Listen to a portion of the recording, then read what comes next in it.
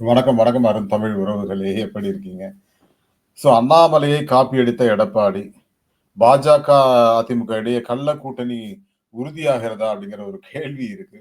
இத பத்தி தான் இங்க பேசப் போறோம். அதாவது புதுக்கோட்டையில ஜெகபர் அலி அப்படின்னு சொல்லி ஒருவர் வந்து ஒரு உயிரிழந்திருக்கிறார்.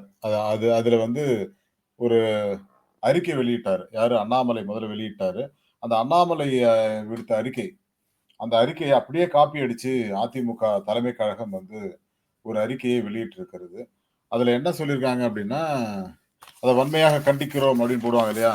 அதுல ஒரு சிறு மாற்றமும் இல்லாம அண்ணாமலை அறிக்கைய அப்படியே காப்பி பேஸ்ட் பண்ணி, இவங்க ஒரு அறிக்கை வெளியிட்டிருக்காங்க. "என்னப்பா பண்றீங்க?" அதாவது அந்த புதுக்கோட்டையை சேர்ந்த சமூக ஆர்வலர்.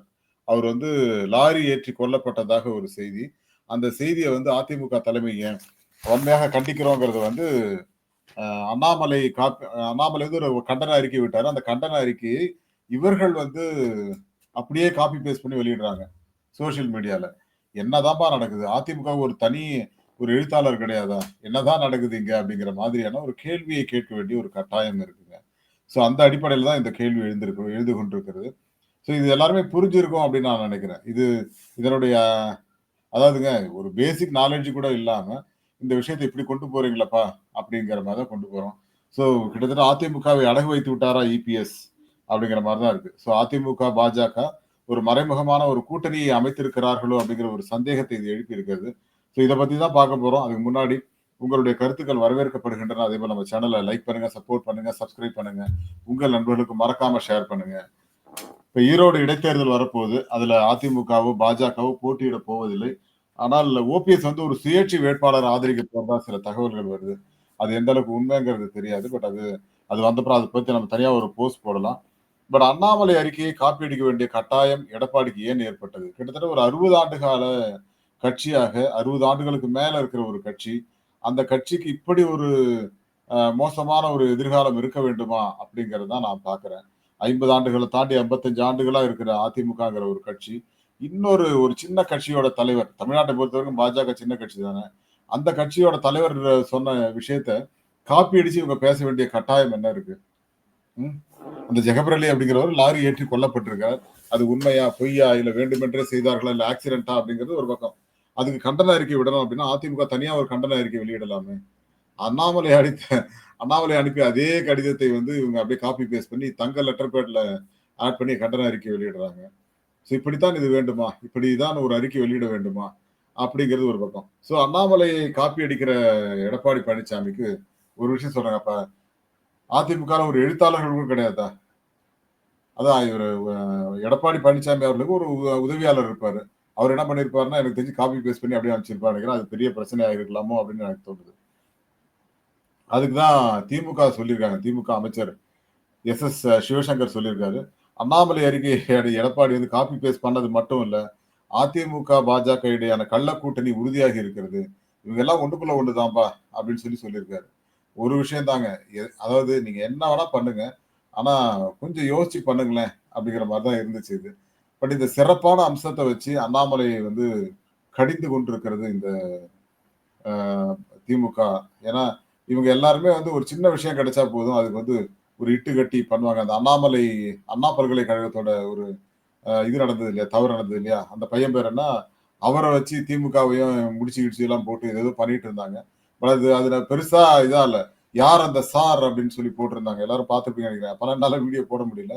பட் அது ஒரு ஷார்ட்டா இங்க சொல்றேன். யார் அந்த சார் அப்படிங்கிறது ஒரு அதிமுக நபர் தான் அப்படிங்கிற மாரிலாம் கூட செய்திகள் வருது.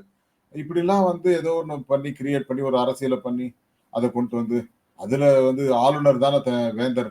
ஏன் வேந்தர் கேட்க மாட்டல. வேந்தர் ரிசைன் பண்ண சொல்லுங்க முதல்ல அப்படிங்கிற மாரி தான் இருந்துச்சு அது. இப்படிதான் இது எல்லாத்தையுமே இவங்க கொண்டு போறாங்க அப்படிங்கிறத பார்க்க முடிஞ்சது. பட் என்ன பொறுத்தவரைக்கும், இந்த செயல்பாடுகளை அதிமுக வந்து ரொம்ப லேசியா இருக்காங்களோ அப்படின்னு தோணுது.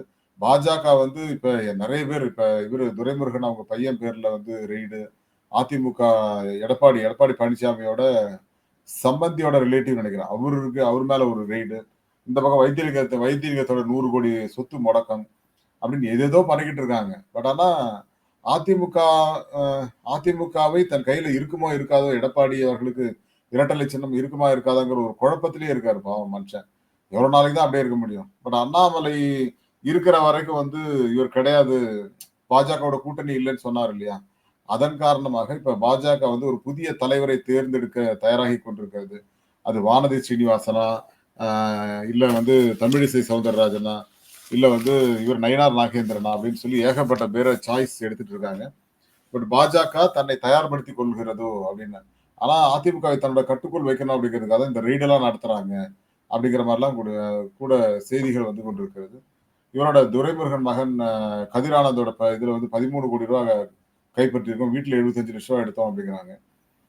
ஸோ இது எல்லாத்துக்குமே அவங்க தக்க பதில் சொன்னா திருப்பி குடுக்க போறீங்க அவ்வளவுதானே. சிம்பிள் இல்லையா? அதேபோல எடப்பாடி பழனிசாமி அவர்களோட ரிலேட்டிவ் வீட்லலாம் ரெய்ட் நடக்குது. அப்போ உங்கள்ட்டயே வர்றது எவ்வளவு நேரம் ஆகுங்கிற மாரி தான் மத்திய புலனாய்வு துறைகள் வந்து வேலை செய்றாங்க அப்படிங்கிறது கண்கூடா பார்க்க முடிஞ்சது. பட் என்ன பொறுத்தவரைக்கும் நீங்க செய்ய வேண்டிய பல விஷயங்கள் இருக்குங்க. பல விஷயங்கள நீங்க வந்து மறந்துடுறீங்க அப்படிங்கிறது தான். அரசியலுக்காக இப்போ ஓபிஎஸ் ஆதரவாளராக இருக்கின்ற வைத்தியலிங்கத்துக்கு ரூ. 100,00,00,000 முடக்குறீங்க. ஸோ அப்ப யாருக்கு தான்ப்பா உண்மையா இருக்கீங்க நீங்க தமிழ்நாட்டுல? ஸோ தமிழ்நாட்டுல தங்களுடைய கட்சி அ அதிமுக கண்ட்ரோல்ல இருக்கணும், ஓபிஎஸ் கண்ட்ரோல்ல இருக்கணும்னா எல்லாத்தையும் மடக்கி வைக்கணும் அப்படிங்கிற ஒரு எண்ணத்துல பாஜக இருக்கிறது. ஸோ அதிமுகவை கபலீகரம் செய்து கொண்டிருக்கிறது அப்படிங்கிறது நம்ம கண்ணு முன்னாடியே தெரியுதுங்க. கண்ணு முன்னாடியே தெரியுது. அத அத வந்து நீங்க எப்படி வேணா எடுத்துக்கலாம்.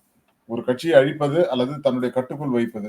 2 வேலைய தான் பாஜக செய்யணும்னு நெனைக்கிறாங்க. பட் அது 2026ல நடக்கும் போல தான் தெரியுது. ஒருவேளை அதிமுக, பாஜக கூட்டணி வைத்தாலுமே அது பெரிய வெற்றி கூட்டணியாக மாறுவதற்கான வாய்ப்பு இல்ல. இந்த பக்கம் விஜய் இறங்குறாரு, களம் இறங்குறாரு. அதனால ஓட்டு பிரியறதுக்கான ஓட்டு பெர்சன்டேஜ் குறைவதற்கான வாய்ப்பு தான் இருக்கே தவிர, அதிகரிப்பதற்கான வாய்ப்பு இல்லங்கிற மாரி தான் இருக்கு. விஜய் ஒரு பக்கம் பரந்தூருக்கு போனாரு. அதுக்கப்புறம் டங்ஸ்டனுக்கு எதிரா அதிக அறிக்கை விடுறாரு. இப்ப கொஞ்சம் ஃபாஸ்ட்டா அரசியல் பண்ற மாரி தெரிஞ்சாலுமே, அவருக்கும் சில எதிர்ப்புகள் இருக்கத்தான் செய்யுதுங்க. பட் என்ன பொறுத்தவரைக்கும், யார் எந்த அரசியலை செய்தாலும், தமிழ்நாடு அரசியல் அப்படிங்கிறது வந்து ஒரு தனித்துவம் வாய்ந்த ஒரு விஷயம்.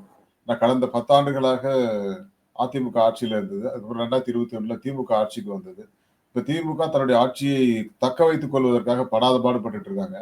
பட் பாஜக அதை தடுத்து தன்னுடைய கண்ட்ரோல்ல இருக்கிற ஒருத்தர கட்சி வந்து இங்க ஆட்சிக்கு வரணும் அப்படின்னு ஆசைப்படுறாங்க. அது அதிமுகவா இருந்தாலும் சரி, வேற யாராவது இருந்தாலும் சரி. பட் அதுக்கான முயற்சிகள தான் இப்ப இறங்கிட்டு இருக்காங்க. பட் அதிமுகவை தன் கட்டுப்பாட்டுக்குள்ள கொண்டு வந்துட்டோம் அப்படின்னா, கண்டிப்பா இவரு தினகரன், ஓபிஎஸ் இவங்க எல்லாரையும் இணைத்து பாமக, தேமுதிக எல்லாரையும் இணைத்து மீண்டும் அதே போன்றது ஒரு கூட்டணியை அமைப்பதற்கான வாய்ப்புகள் அதிகமா இருக்குது அப்படின்னு தான் நான் நினைக்கிறேன். பட் இதெல்லாம் தாண்டி தமிழக அரசியல் களம் 2026 தேர்தலுக்கான சூடு பிடிக்க தொடங்கி இருக்கிறது அப்படிங்கிறது கண்கூடா பார்க்க முடியுது. ஏன்னா விஜய் விஜய் ஒரு பக்கம் ஆரம்பிச்சிட்டாரு. சீமான் ஒரு பக்கம் பெரியார பத்தி பேச ஆரம்பிச்சிட்டாரு. ஸோ இப்படி பல அரசியல் களம் சூடு பிடித்துக் கொண்டிருக்கிறது. பட் இதுலேருந்து நம்ம என்ன கத்துக்க போறோம் அப்படிங்கிறது தான். அது அது நம்ம கண்டிப்பா அதையும் பேசுவோம். பட் எனக்கு வந்து இந்த சாதி மத அரசியலை விட இன்னும் நிறைய விஷயங்கள் இருக்குங்க. அதெல்லாம் நம்ம பேசுவோம். பட் என்ன பொறுத்தவரை நான் இந்த ஒரு 100 நாட்களாக இங்க அரசியல் பேச முடியல நம்ம சேனல்ல. பட் நேத்துலேருந்து ஆரம்பிச்சேன். ஸோ தெறிக்க விடுவோம் இனிமேலு. ஒரு நாளைக்கு ஒரு 10 வீடியோ போடுவோம். என்னதான் நடக்குது அப்படின்னு பார்த்துடலாம். ஸோ அரசியலுக்காக நம்ம எல்லாம் இறங்கிடலாம். நீங்களும் உங்களுடைய ஆதரவை தாருங்கள். மீண்டும் ஒரு பயணத்தை இங்கே தொடங்குவோம். ஸோ 41,000 பேர் சப்ஸ்கிரைபர் இருக்கீங்க. இன்னும் தெறிக்க விட்டு, இன்னும் ஓரிரு மாதங்கள்ல 50,000 கடந்துருவோம் அப்படிங்கிற நம்பிக்கை இருக்கிறது. ஸோ மீண்டும் உங்களுடைய ஆதரவு தேவை என்று கேட்டுக்கொண்டு விடைபெறுகிறேன். Thank you all and bye to everyone. மீண்டும் சந்திப்போம்.